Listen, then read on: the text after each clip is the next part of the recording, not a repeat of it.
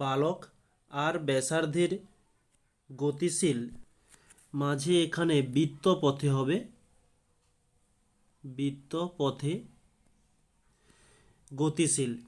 একবার পূর্ণ আবর্তনের জন্য তার টি সময় লাগে।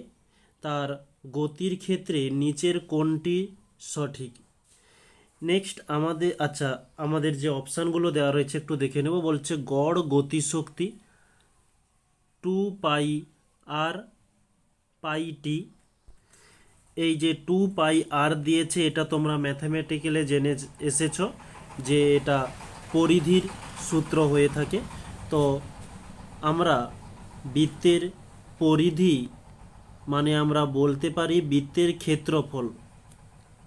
ওকে, ক্ষেত্রফল বা বৃত্তের ক্ষেত্রফল বলছি।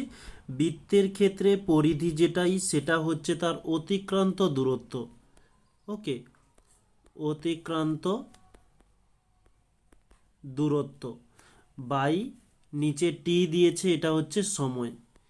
এটা কি গড় গতিবেগের সমীকরণ হিসাবে তুলে ধরেছে, কিন্তু এটা তো কোনো গড় গতিবেগের সমীকরণ নয়, এটা হচ্ছে গড় দ্রুতির সমীকরণ।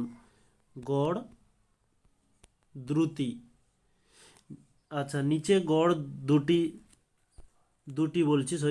দ্রুতি, যার সমীকরণটি ওটাই দিয়েছে যে 2 পাই আর বাই টি। আর মোট সরণ এটা তো কোনোদিনই সম্ভব নয়, তার পরিধি সরণ হবে। এটা অপশান সি ক্যান্সেল হয়ে গেল, অপশান এ ক্যান্সেল হয়ে গেল, অপশান ডি মোট দূরত্ব 0। আচ্ছা, এটাও কোনোদিন সম্ভব নয় আমাদের প্রশ্নে যেটা বলছে।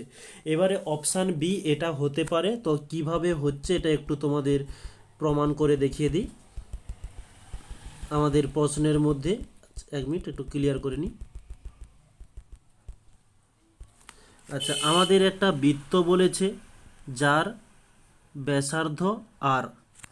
এর যদি আমরা গড় দ্রুতি নির্ণয় করি, যে গড় দ্রুতি সমান হয়ে থাকে কি অতিক্রান্ত